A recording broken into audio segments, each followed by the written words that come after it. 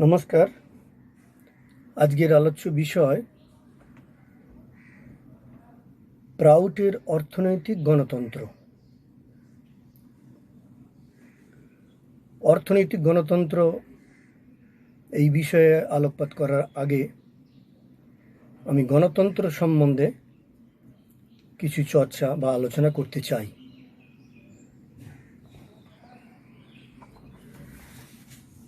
এই গণতন্ত্র আমরা দেখি একটা শাসন ক্ষমতার একটা রূপ আমরা জানি। এই গণতন্ত্র পৃথিবীতে আসার আগে পৃথিবীর বিভিন্ন জায়গায় বিভিন্ন দেশে আমরা বিভিন্ন শাসনতান্ত্রিক রূপ বা শাসনতান্ত্রিক কাঠামো আমরা দেখেছি বিভিন্ন নামে। সেগুলো কি? সেগুলো হলো স্বায়ত্তশাসন, অটোনমি, স্বৈরাচারী শাসনতন্ত্র বা অটোক্রেসি, আমলাতন্ত্র বা ব্যুরোক্রেসি, অলিগার্কি, মোনার্কি, সাম্রাজ্য বা এম্পায়ার, ফিউডালিজম বা সামন্ততন্ত্র,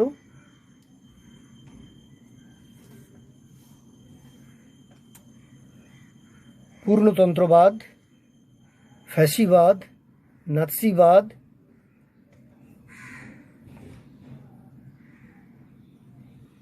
সাধারণতন্ত্র, গণতন্ত্র। এগুলো হলো শাসনতান্ত্রিক কাঠামোর বিভিন্ন রূপ। তো গণতন্ত্রই হলো লেটেস্ট। তো আমরা এই যে গণতন্ত্র এটা এটা এসেছে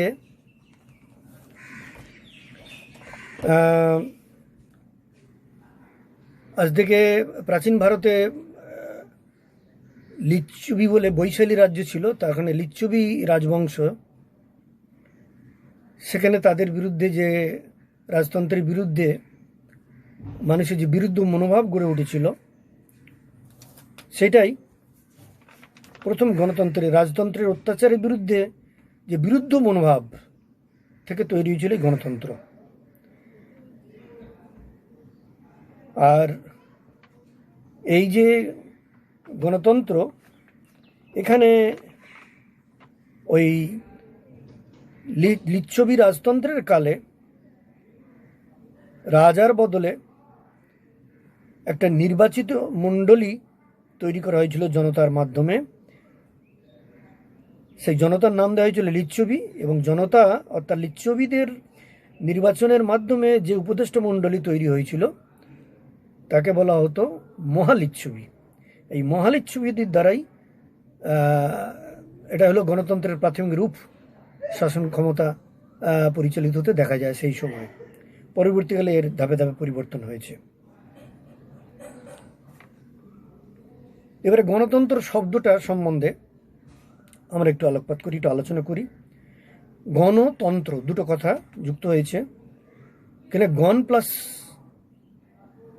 তন্ত্র, অর্থাৎ তন্ত্রের দুটো ব্যাখ্যা, একটা হচ্ছে তন প্লাস ত্রয়ী প্লাস ড হলো তন্ত্র। তার একটা অর্থ হলো বিধিবদ্ধ বা নিয়ন্ত্রিত পদ্ধতিতে কোনো কিছুকে বাড়িয়ে দেয়া। এখানে তন মানে বিস্তার করা। তন্ত্রের আরেকটা মানে হলো তং প্লাস ত্রয়ী প্লাস ড, এখানে হচ্ছে তরূপী জড়তা থেকে যা মুক্তি দিচ্ছে। তাহলে গণতন্ত্র মানে কি? গণতন্ত্র মানে হলো গণতার সাহায্যে বা জনতার সাহায্যে যে মানুষকে জড়তা থেকে মুক্ত করা অথবা বিধিবদ্ধভাবে তাদের জন্যে ত্রাণের রাস্তা তৈরি করে দেয়া, তাই হলো গণতন্ত্র। এই গণতন্ত্র শব্দটি এর আজকে বর্তমানে প্রতিশব্দ, ইংরাজি প্রতিশব্দ আমরা ডেমোক্রেসি দেখি। এই ডেমোক্রেসিতে যথার্থ প্রতিকূল না হলেও মোটামুটি অর্থে চলতে পারে দার্শনিক শ্রী প্রভাত রঞ্জন সরকারের মতে।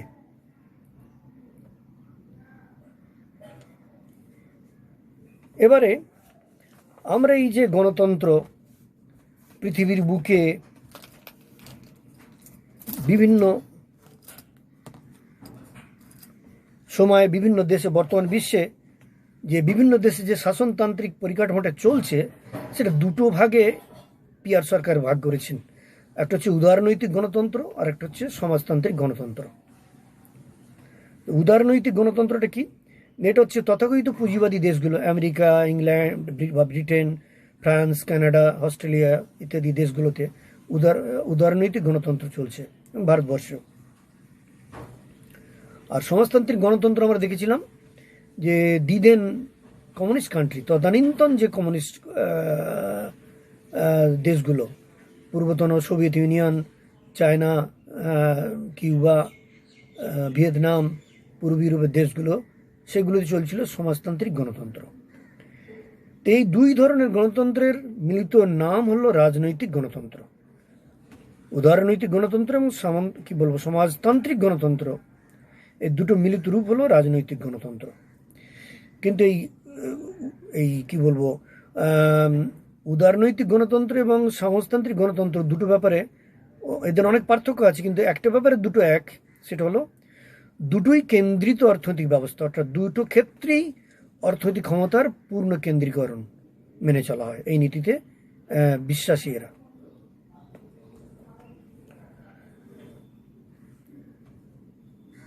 তাহলে গণতন্ত্রের মানেটা কি হলো? যে জনগণের দ্বারা, জনগণের জন্য, জনগণের শাসন। কিন্তু সত্যি কি তাই? আমরা কি সত্যি কি দেখছি এত বছর ধরে বিভিন্ন দেশ এবং ভারতবর্ষের যে গণতান্ত্রিক ব্যবস্থা স্বাধীনতার এত বছর পরে আমরা দেখে আসছি কি? আমরা এখানে দেখে আসছি কি না চরম মানুষ অর্থনৈতিক শোষণ। সেখানকার জনগণের সঙ্গে প্রতারণা করে তাদের বিশ্বাস করানো হয়েছে যে এই রাজনৈতিক গণতন্ত্রের চেয়ে আর ভালো কিছু হতে পারে না। কিন্তু আসল কথাটা হলো, এটা হলো বর্তমানে যতগুলো প্রচলিত ব্যবস্থা তার মধ্যে এটা একটা মন্দের ভালো ব্যবস্থা, কানার মধ্যে ঝাপসা। ভবিষ্যতে এর থেকে উন্নত ব্যবস্থা এলে তখন এটাকে যত পরিত্যাগ করে সেই নতুন ব্যবস্থা, যুক্তিসঙ্গত ব্যবস্থাকে গ্রহণ করাই হবে মানব কল্যাণের জন্য উপযুক্ত, মানব কল্যাণের জন্য সেটাই উপযুক্ত বলে বিবেচিত হবে। আমরা দেখছি ভারতবর্ষে এই যে গণতান্ত্রিক ব্যবস্থা প্রচলিত তা রাজনৈতিক গণতন্ত্র, এবং এখানে এই স্বাধীনতার পর যে ভারতের সংবিধান যখন রচিত হলো, সেখানে আমরা দেখছি তিন শাসক গোষ্ঠী দ্বারা এই রচিত হয়েছিল ভারতবর্ষের সংবিধান। ভারতবর্ষের সংবিধান গণতন্ত্রের প্রকৃত প্রতিফলন এখানে হয়নি। কারা কারা ছিল? ব্রিটিশ সাম্রাজ্যবাদী, আর কারা ছিল? দেশি সাম্রাজ্যবাদী, আর ভারতীয় পুঁজিপতিদের প্রতিনিধিত্বকারী শাসক দল। এই তিন গোষ্ঠী এরা যে মিলে যে সংবিধান তৈরি করেছে ভারতবর্ষে, তাতে সুবিধাভোগী শ্রেণীদের স্বার্থই রক্ষিত হয়ে চলেছে। কোটি কোটি যে ভারতবাসী সাধারণ মানুষ, ভারতবর্ষে কোটি কোটি হতদরিদ্র মানুষ, কুসংস্কারগ্রস্ত মানুষ, অশিক্ষিত মানুষ, তাদের আশা আকাঙ্ক্ষার প্রতিফলন এই সংবিধানে আমরা দেখি না। তাই তো আমরা স্বাধীনতার 70 বছর পেরিয়ে গেলেও আমরা দেখছি ভারতবর্ষের গণতন্ত্রে ভারতবর্ষের মেজরিটি পার্সেন্ট মানুষ এখনও কুসংস্কারগ্রস্ত, অশিক্ষা আর অর্থনীতির চরমভাবে অর্থনৈতিক ক্ষেত্রে বিপর্যস্ত জীবনযাপন করছে। তারা নেই রাজ্যে, তারা সব কিছুই নেই আর নেই। ক্ষুধার রাজ্যে পৃথিবী গদ্যময়, তাদের কাছে পূর্ণিমা চাঁদ যেন ঝলসানো রুটি। তো ভারতবর্ষের যে 99% মানুষ, আজকে ভারতবর্ষের তো প্রায় 60% বেশি মানুষ দারিদ্র্যসীমার নিচে। তো এই ভারতবর্ষের বর্তমান গণতন্ত্রের নামে কি হচ্ছে? শোষক তত্ত্ব, ভোটের সময় আতঙ্ক সৃষ্টি, শাসন ক্ষমতার চরম অপব্যবহার করে, ভোট জালিয়াতি, রিগিং করে, পেশি শক্তির মাধ্যমে জালিয়াতি করে, অথবা প্রতারণা করে, অথবা টাকা দিয়ে মদ খাইয়ে ভোটকে কিনে নেওয়া হয়, অথবা ভোট দিতেই দেওয়া হয় না, ছাপ্পা ভোট দিয়ে একতরফাভাবে ভোট মেশিনারি পরিচালনা করা হয়। এটা ভারতবর্ষের একটা ভারতীয় সংবিধানের এটা একটা কি বলা উচিত হবে, সংবিধানের যারা ধারক এবং বাহক, ভারতের সে গণতন্ত্রকে যাদের দ্বারা বাহিত হচ্ছে রাজনৈতিক দলগুলো, তাদের স্বরূপটা প্রকাশ্যে এনে দিয়েছে।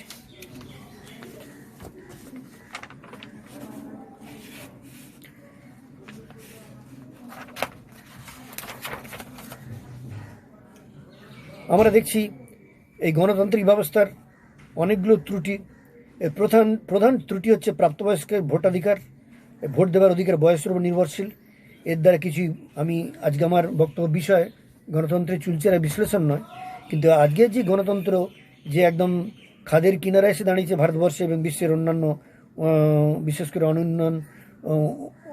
কী বলবো, উন্নয়নশীল এবং অনুন্নত দেশে, সেখানে কে নির্বাচিত হবে সেটা নির্ভর করবে সে কোন দলে, রাজনীতি দলে অন্তর্ভুক্ত।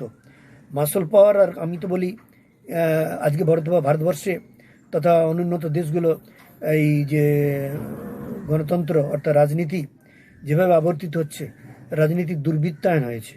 তো রাজনীতির দুর্বৃত্তায়ন হতে হতে এটা সম্পৃক্ত হয়ে গেছে। তাই আমি বলি যে আজকে ভারতবর্ষে আর রাজনীতির দুর্বৃত্তায়ন না, বলা উচিত দুর্বৃত্তদের রাজনীতিকরণ হয়েছে। ভারতবর্ষের রাজনীতি মানে এই রাজনীতিতে সৎ আদর্শ মানুষের কোনো জায়গা নেই। দূরবীন দিয়ে দেখতে হবে, যারা সৎ আদর্শ মানুষ তারা কোনোদিন ভোটে জিতে ক্ষমতায় আসতে পারে না। এখানে পেশি শক্তি, বাহুবল আর অর্থশক্তি, কালো টাকা পিছন থেকে সব কিছু নিয়ন্ত্রণ করে, যার ফলে ভারতবর্ষের রাষ্ট্রশক্তিতে যারা আছে দু একজন মানুষ ছাড়া হয়তো তারা সৎ, ব্যষ্টি জীবনে সৎ, কিন্তু তারা আবার পার্টিতন্ত্রের ঊর্ধ্বে উঠতে পারেন না। হ্যাঁ, পার্টিরাজ কায়েম রাখার জন্য, পার্টির শাসনতন্ত্রকে কায়েম রাখার জন্য তারা অন্যায়ের সাথে আপোষ করে, শোষণের সাথে আপোষ করে। কোনো দল, কোনো শাসক দল সংখ্যাগুরু তোষণ করে, কোনো শাসক দল সংখ্যালঘু তোষণ করে। সব ভোট রাজনীতি, এটা আমরা দেখে আসছি। দেখে আমরা ভারতবর্ষের যারা আম জনতা, সাধারণ মানুষ, আমরা এটাকে একদম আমাদের প্রায় গা সওয়া হয়ে গেছে এই জিনিসগুলো দেখতে দেখতে, কিন্তু কেউ প্রতিবাদ আমরা করি না। কিন্তু আর কতদিন, কতকাল এইভাবে চলবে জনগণের নামে?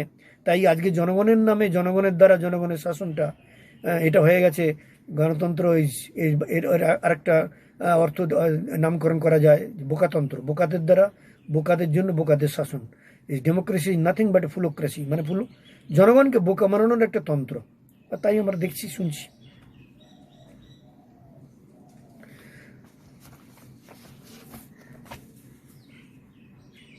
তাই আমরা দেখছি পৃথিবীতে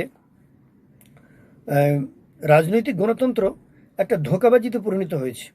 এই ব্যবস্থা দেশের শ্রীবৃদ্ধি, অর্থনৈতিক সামাজিক সাম্য, শান্তি, সুস্থিতি, এগুলো হচ্ছে সব কেবল স্তোত্রবাক্য বা ফাঁকা বুলির আওয়াজ। ফাঁকা বুলি।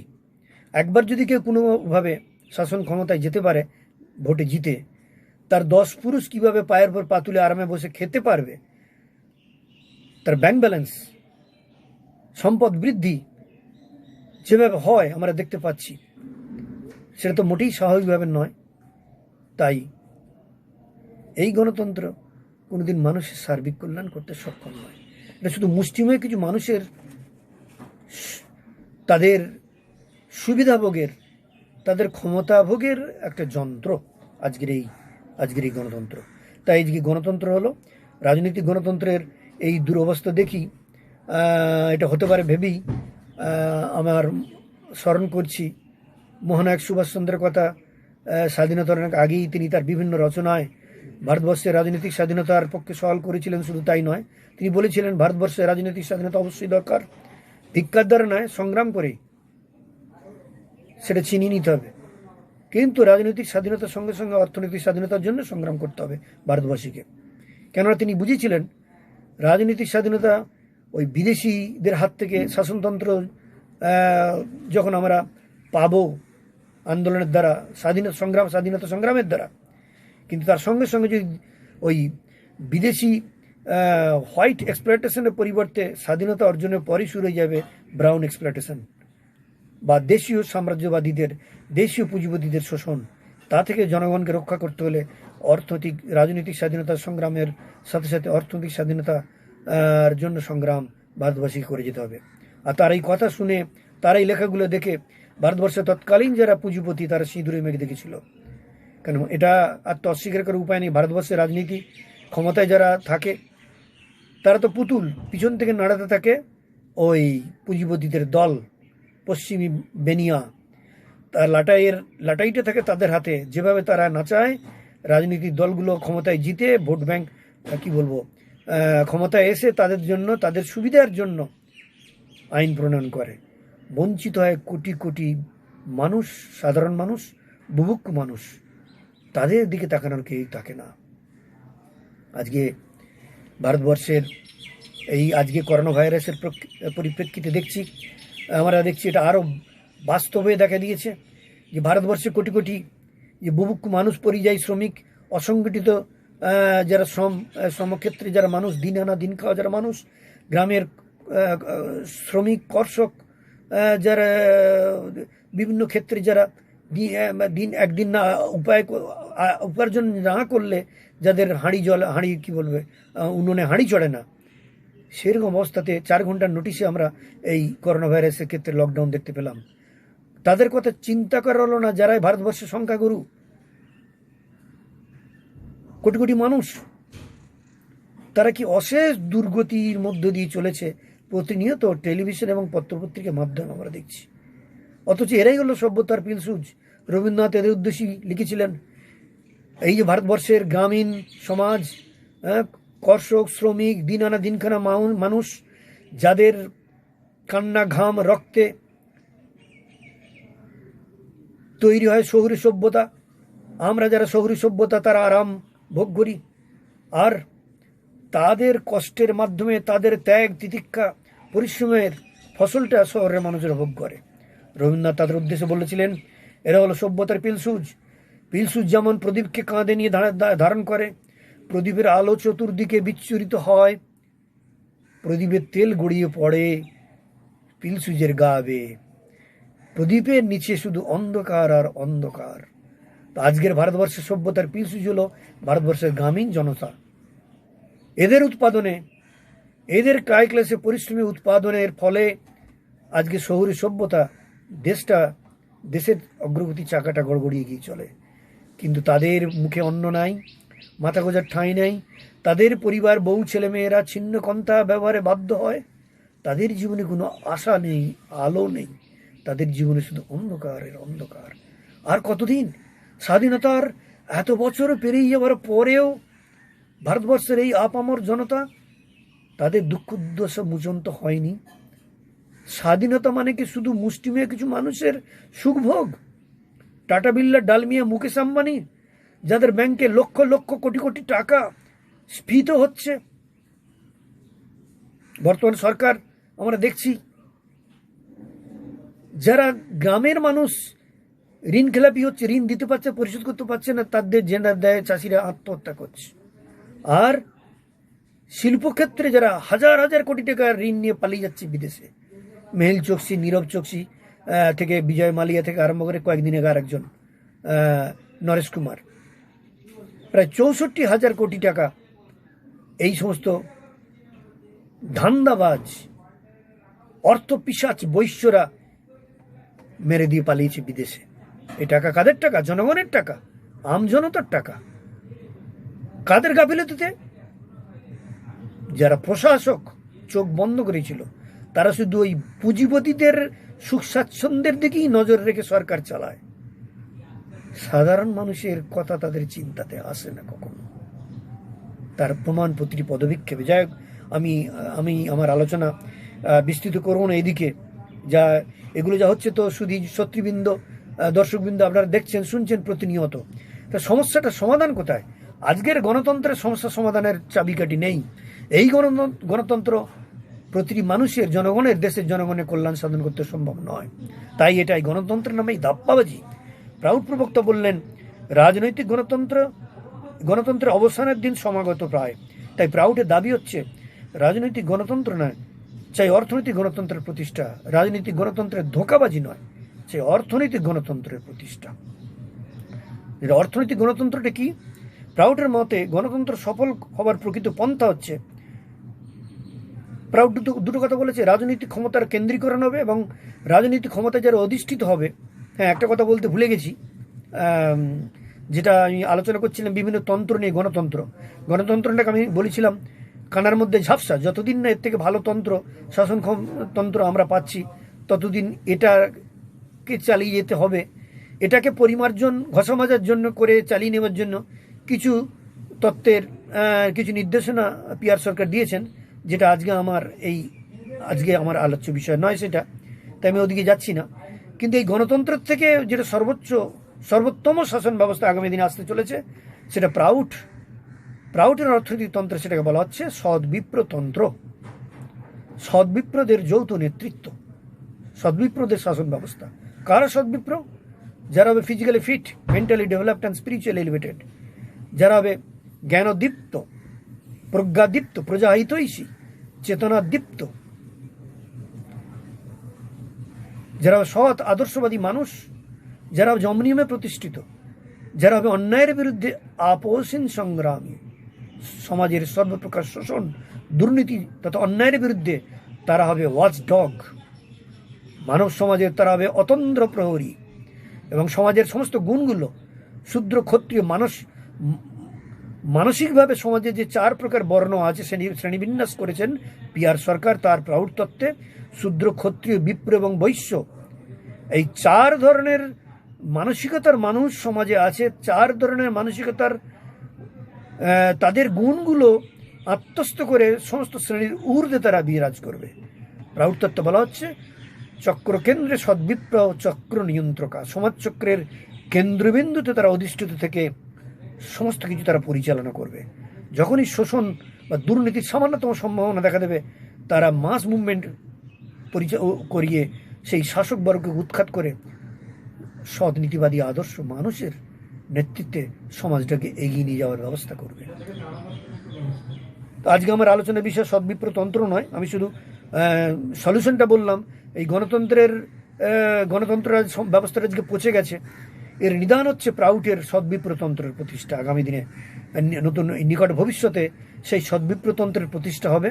আমরা তার জন্যে সেই সদ্বিপ্রতন্ত্র যত তাড়াতাড়ি এগিয়ে আসে প্রতিষ্ঠিত হয়, তার জন্যে জনগণকে এগিয়ে আসতে হবে প্রতিষ্ঠিত করার ব্যাপারে।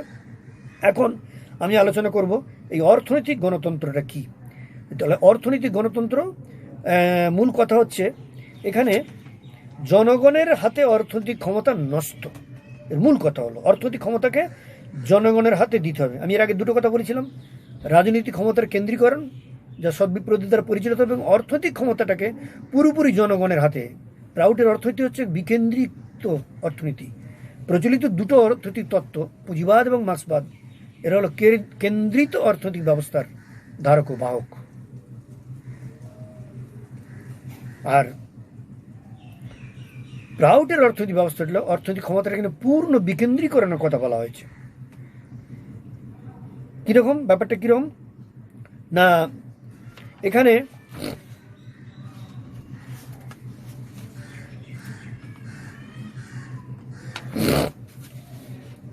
অর্থনৈতিক গণতন্ত্র প্রতিষ্ঠার জন্য ন্যূনতম 4টে শর্ত আছে, সেগুলো বাস্তবায়িত করতেই হবে, তবেই অর্থনৈতিক গণতন্ত্র প্রতিষ্ঠা হবে।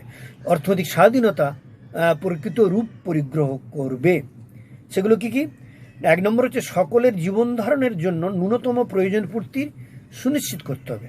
আমি আবার রিপিট করছি, সকলের জীবন ধারণের ন্যূনতম প্রয়োজন পূর্তির গ্যারান্টি দিতে হবে।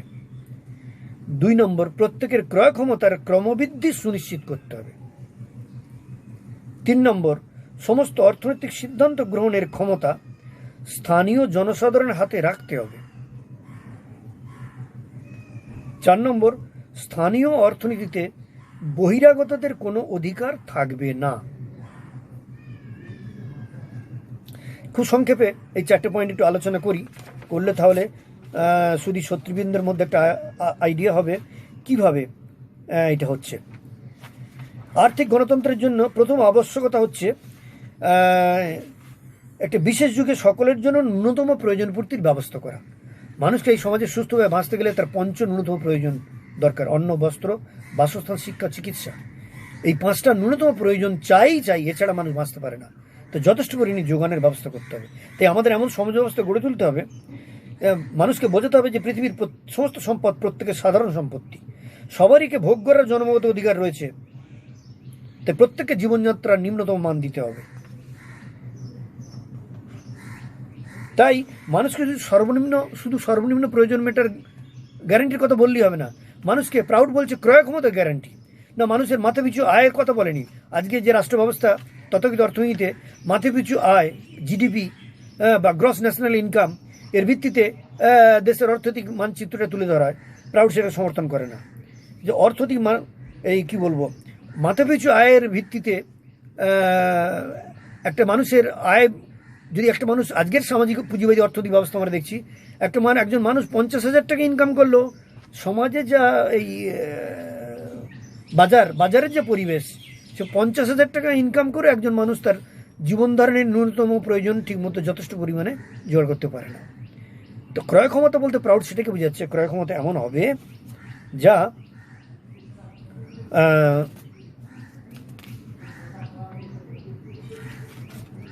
ক্রয় ক্ষমতা এমন হবে, প্রথমে ক্রয় ক্ষমতা বৃদ্ধির জন্য শৌখিন দ্রব্যকে গুরুত্ব না দিয়ে জীবন ধারণের জন্য অত্যাবশ্যক পণ্যের উৎপাদন করতে হবে ব্যাপকভাবে। এই ব্যবস্থা উৎপাদন ও ভোগের মধ্যে সমতা আনবে আর জনসাধারণের প্রয়োজন পূর্তির গ্যারান্টি দেবে।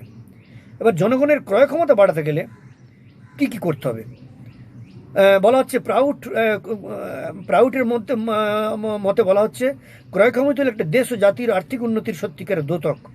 ক্রয় ক্ষমতা আছে মানেই হলো মানুষ তার আয়ের দ্বারা দৈনন্দিন প্রয়োজনীয় সামগ্রী কেনাকাটা করতে সক্ষম হবে। তাই সামাজিক অর্থনৈতিক ক্ষেত্রে প্রাউটের যাবতীয় পরিকল্পনার মূল লক্ষ্য হলো জনগণের ক্রয় ক্ষমতা বাড়ানো। আমি একটু আগে যে কথা বললাম, ওই ভুক্তভোগী মানুষ মাত্রই জানে অনেক সময় অনেক টাকা আয় করে মানুষ তার দৈনন্দিন প্রয়োজনীয় সামগ্রী আহরণ করতে পারে না। আবার দেখা যাচ্ছে একজন রিক্সাওয়ালা ন্যূনতম আয় করে, কিন্তু ক্রয় ক্ষমতা বলতে সেটাই বোঝায় একজন রিক্সাওয়ালা যে আয় করবে তার দ্বারা সামাজিক পরিবেশ বাজার দর এমনই হবে, তার জীবন ধারণের জন্য ন্যূনতম যা প্রয়োজন, অন্ন বস্ত্র বাসস্থান শিক্ষা চিকিৎসা, যে ন্যূনতম প্রয়োজন সে যথেষ্ট পরিমাণে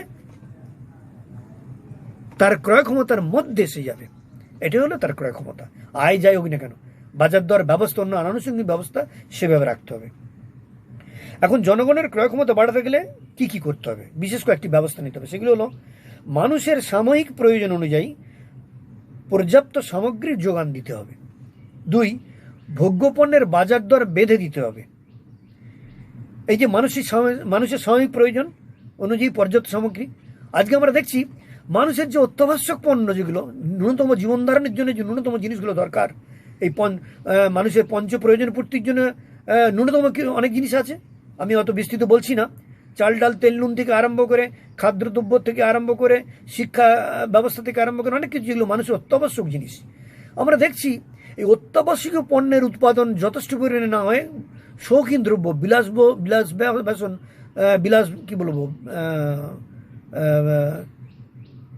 বিলাস ব্যসনের যে দ্রব্যগুলো, সেগুলো উৎপাদন ব্যাপক হারে হচ্ছে।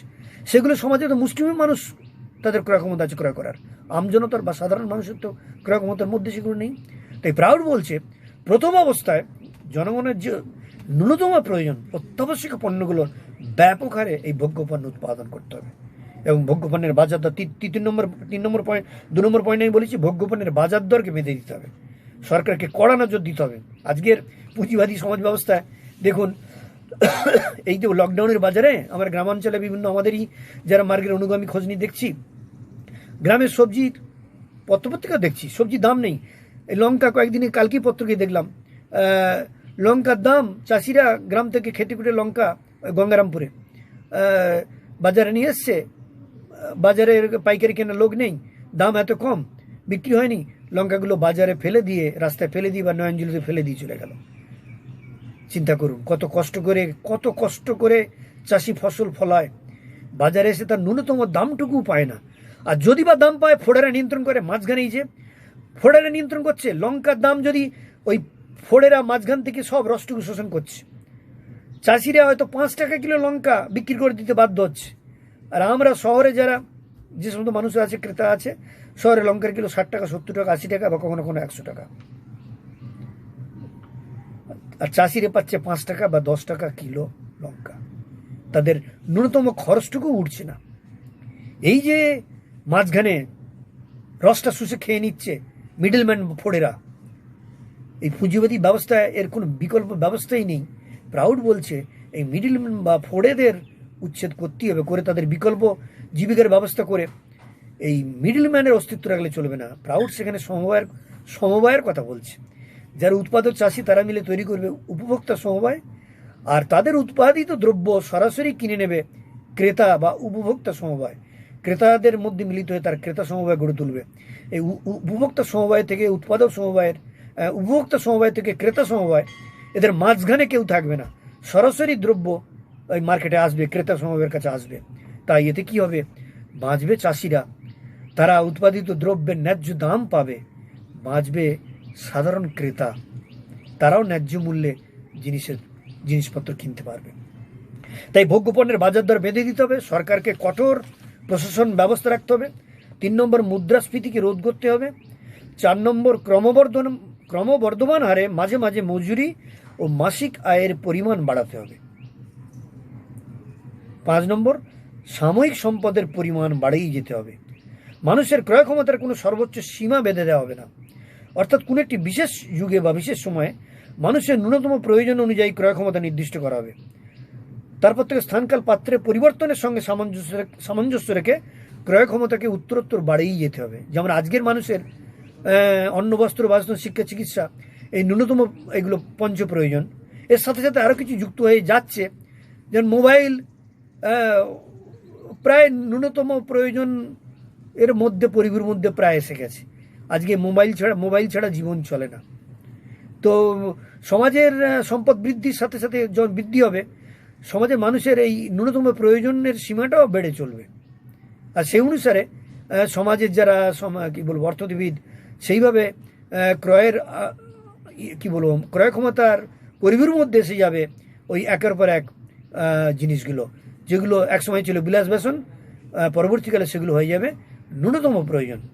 সেগুলো তারা তাদের প্রয়োজনের পরিবের মধ্যে পেয়ে যাবে, তাদের ক্রয় ক্ষমতার পরিবের মধ্যে এসে যাবে। তো তাহলে আমরা এবারে এই 4টে পয়েন্ট নিয়ে একটু আলোচনা করি। এই যে 4টে শর্ত, 1 নম্বর হচ্ছে স্থানীয় জনগণের হাতে অর্থনৈতিক ক্ষমতা দিতে হবে। প্রাউড বলছে কি, ধর্মত সম্পত্তির ব্যক্তিগত মালিকানা মেনে নিতে, কাউকে বঞ্চিত না করার মনোভাব যার আছে, তারা কোনোদিন ধর্মত সম্পত্তির ব্যক্তিগত মালিকানা মেনে নিতে পারে না। বর্তমানে বিশ্বের অর্থনৈতিক কাঠামোটা কিন্তু মানবাধিকার এর ভিত্তিতে প্রতিষ্ঠিত নয়। মানবিক অধিকারকে স্বীকার করতে গেলে তাই বিপ্লবাত্মক পরিবর্তনের জন্য প্রস্তুত থাকতে হবে এবং এই পরিবর্তনকে স্বাগত জানাতে হবে। ভূ সম্পত্তি, শিল্প, বাণিজ্য সবকিছুরই সাধারণীকরণ এই সর্বাত্মক বিপ্লবের একটা অতি বৃহৎ অঙ্গ। প্রাউড প্রবক্তা বলছে, আমি এক্ষেত্রে রাষ্ট্রীয়করণ শব্দটা ইচ্ছে করি বা বললুম না। জমির মালিক জমিদার নয়, কারখানা মালিক তথাকথিত শিল্পপতিও নয়। এ কথাগুলি যতখানি সত্য, ঠিক তেমনি লাঙল যার জমি তার বা হাতুড়ি যার কারখানা তার, এই কথাগুলি ঠিক ততখানি অসত্য। সব কিছুরই মালিক বিশ্বের জনসাধারণ, আর তাই সাধারণীকরণ শব্দটাই ব্যবহার করল। তো জনগণের অর্থনৈতিক মুক্তি প্রত্যেকের জন্মসিদ্ধ অধিকার। অর্থনৈতিক গণতন্ত্রের স্থানীয় জনসাধারণকেই সমস্ত অর্থনৈতিক সিদ্ধান্ত গ্রহণের অধিকার দেওয়া হয়েছে। স্থানীয় জনসাধারণ, এখানে দেখবেন স্থানীয় কথাটা বারবার আসছে। স্থানীয়